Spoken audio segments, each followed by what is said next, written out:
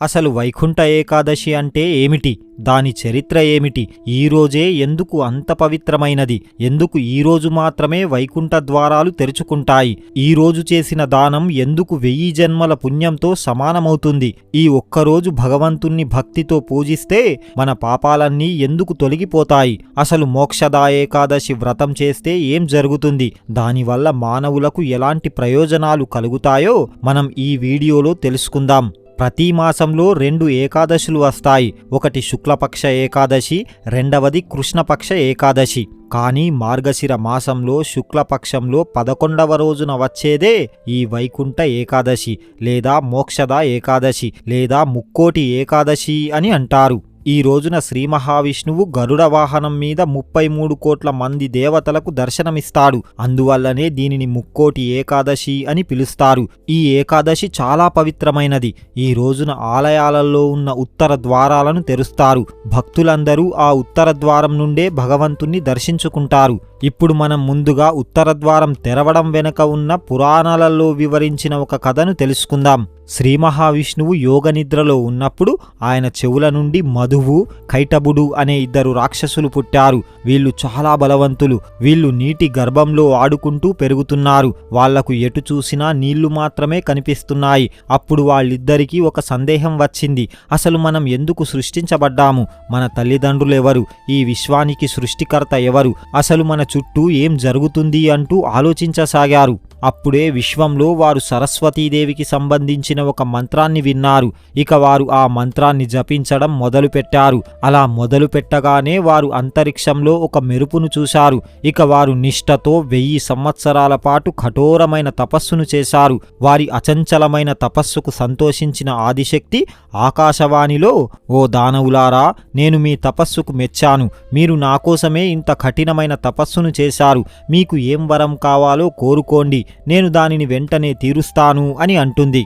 అప్పుడు ఆ రాక్షసులు, ఓ దేవి, మా మరణ సమయాన్ని మేమే స్వయంగా నిర్ణయించుకునే శక్తిని ప్రసాదించు అంటూ కోరుకున్నారు.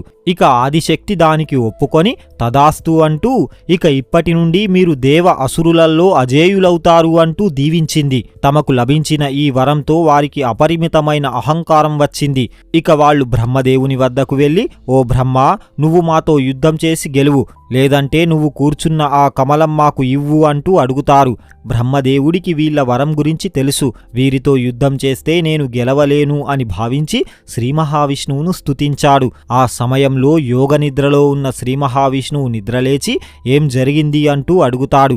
అప్పుడు బ్రహ్మదేవుడు మధుకైటబుల గురించి వివరించి చెప్పాడు. అప్పుడు శ్రీ మహావిష్ణువు, ఇక నువ్వేం భయపడకు, వాళ్లతో నేను యుద్ధం చేస్తాను అంటూ వారితో యుద్ధం చేయడం మొదలుపెట్టాడు.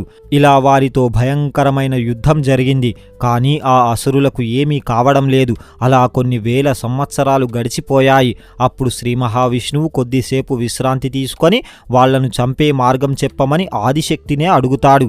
అప్పుడు ఆదిశక్తి, ఓ నారాయణ, ఆ 2 అసురులు నా మాయ వల్ల ప్రభావితులయ్యారు. ఇక నువ్వు యుద్ధాన్ని కొనసాగించు.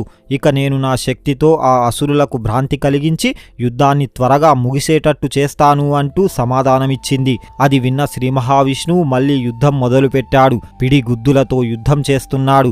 అలా యుద్ధం జరుగుతున్న సమయంలో ఆదిశక్తి గట్టిగా నవ్వి కళ్ళు ఎర్రగా చేసి ఆ అసురులను చూసింది. అంతే, అప్పటి వరకు అహంకారంతో ఉన్న ఆ అసురుల మనస్సులో ప్రేమ, కోరిక అనే భావనలు మొదలయ్యాయి. అప్పుడు శ్రీ మహావిష్ణువు, మీరు చాలా గొప్పగా యుద్ధం చేశారు. మీ యుద్ధరీతి నాకు బాగా నచ్చింది. మీకు ఏం వరం కావాలో కోరుకోండి అంటూ అడుగుతాడు. అది విన్న ఆ అసురులు, మాకు నువ్వేం వరమిస్తావు? మేమేం బిచ్చగాళ్ళం కాదు. కావాలంటే మేమే నీకు వరమిస్తాం. నువ్వే ఏదైనా వరం కోరుకో అని అంటారు. అప్పుడు శ్రీ మహావిష్ణువు, సరే అయితే మీరిద్దరూ కూడా నా చేతులల్లో అంతమవ్వాలి అంటూ వరమడుగుతాడు. అప్పుడు ఆ అసురులు, అయ్యో, మనం మోసపోయాం అని అనుకుంటారు. అప్పుడు వాళ్ళు మళ్ళీ బాగా ఆలోచించి, సరే, నువ్వు చెప్పినట్టే మేము నీ చేతులల్లోనే అంతమవుతాం. కానీ మాది కూడా ఒక కోరిక. ఒక్క చుక్క కూడా నీరు లేని పటిష్టమైన నేలపైనే మా మరణం సంభవించాలి అని కోరుకున్నారు. నైమిత్తిక ప్రళయం తరువాత అంతా గర్భోదక నీటితో నిండిపోయింది. ఎక్కడా నేల కనిపించడం లేదు. అందుకే ఆ అసురులు ఆ కోరికను కోరారు. అప్పుడు శ్రీ మహావిష్ణువు తన శరీరాకృతిని పెద్దగా చేసి అందులో తన తొడ భాగాన్ని విశాలంగా పటిష్టమైన భూమిలాగా చూపించి వారి తలలను నేల భాగంపై పెట్టమని ఆదేశించాడు. ఇక శ్రీ మహావిష్ణువు లీలలను గ్రహించిన ఆ అసురులు ఇక తమకు చావు తప్పదని భావించి వారు చేసిన తప్పులను తెలుసుకొని విష్ణుమూర్తిని వేడుకున్నారు. తాము చేసిన పాపాలకు ప్రాయశ్చిత్తంగా తమకు మోక్షం ప్రసాదించాలని, అలాగే భవిష్యత్తులో భక్తులు తమను కూడా స్మరించుకునేలా చేయాలని కోరుకున్నారు. ఇక విష్ణుమూర్తి వారిపై దయతలిచి వారికి ఒక ప్రత్యేకమైన వరాన్ని ఇచ్చాడు. అదేమిటంటే 1 సంవత్సరం పాటు వైకుంఠ ద్వారాలను మూసి ఉంచి వైకుంఠ ఏకాదశి రోజున మాత్రమే ఆ ద్వారాలను తెరిచి మొట్టమొదటగా మధుకైటభులకు తన వైకుంఠ ద్వారం ద్వారా ప్రవేశం కల్పించి వారికి మోక్షాన్ని ప్రసాదించాడు.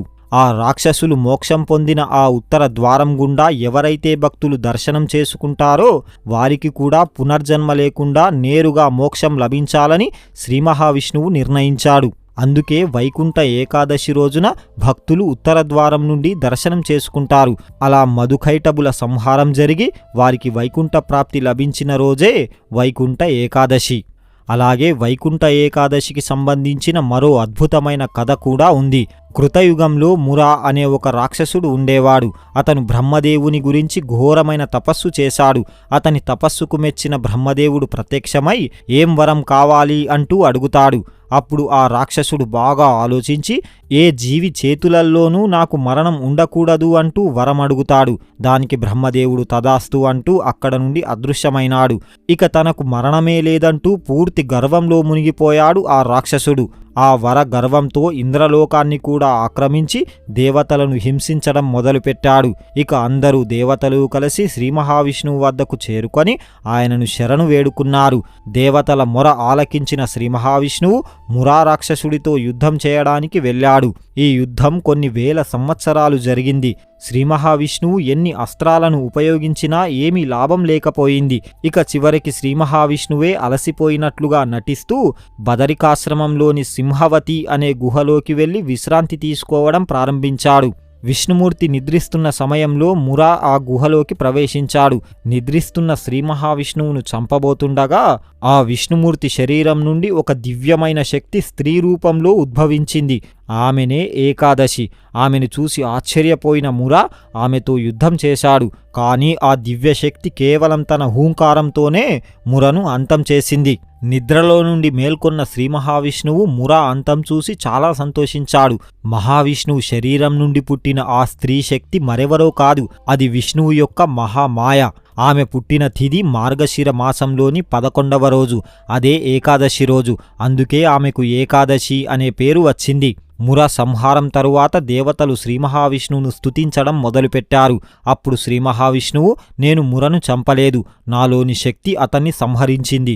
ఈ రోజున ఎవరైతే తమ ఇంద్రియాలను జయించి నన్ను ప్రార్థిస్తారో వారికి వైకుంఠ ద్వారాలు తెరిచి ఉంటాయి అని అంటాడు. ముర సంహారం జరిగిన ఆ సమయంలో సూర్యుడు ధనురాశిలో ఉండగా వచ్చే శుక్లపక్ష ఏకాదశినే ముక్కోటి ఏకాదశి అని అంటారు. అదే సమయంలో 33 కోట్ల మంది దేవతలు ఏకకాలంలో శ్రీ మహావిష్ణువును దర్శించుకోవడానికి వైకుంఠానికి చేరుకున్నారు.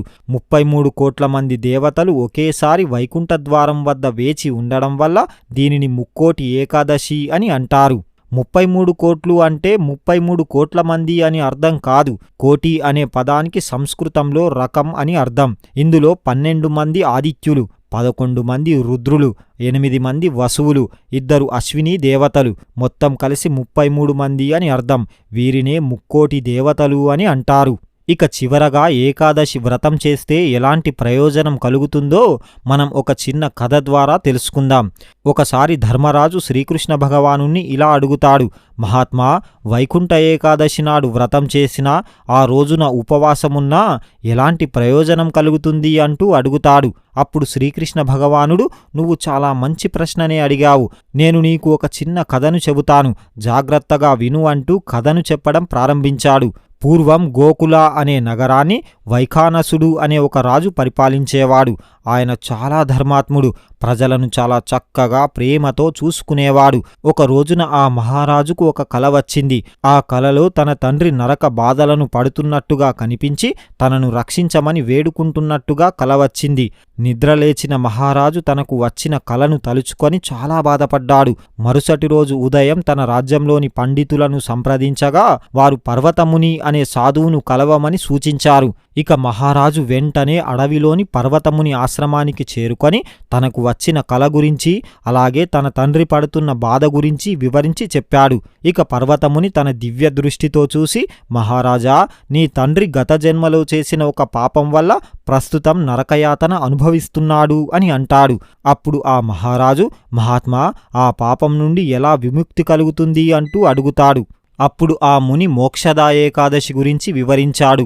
మార్గశిర శుద్ధ ఏకాదశి నాడు భక్తితో వ్రతం ఆచరించి ఆ పుణ్యాన్ని నీ తండ్రికి దారపొయ్యు, అప్పుడు ఆయనకు మోక్షం లభిస్తుంది అని చెప్పాడు. ఆ ముని చెప్పిన విధంగానే ఆ మహారాజు తన కుటుంబంతో కలిసి అత్యంత నిష్ఠతో మోక్షదా ఏకాదశి వ్రతం ఆచరించాడు. ఇక ద్వాదశి నాడు ఆ వ్రత ఫలాన్ని తన తండ్రికి దారపోశాడు. వెంటనే ఆ పుణ్య ప్రభావంతో తండ్రికి నరక బాధలు తప్పిపోయి ఆకాశం నుండి పుష్ప వర్షం కురవగా తన తండ్రి దివ్య విమానంలో వైకుంఠానికి వెళ్తూ కొడుకును దీవించాడు.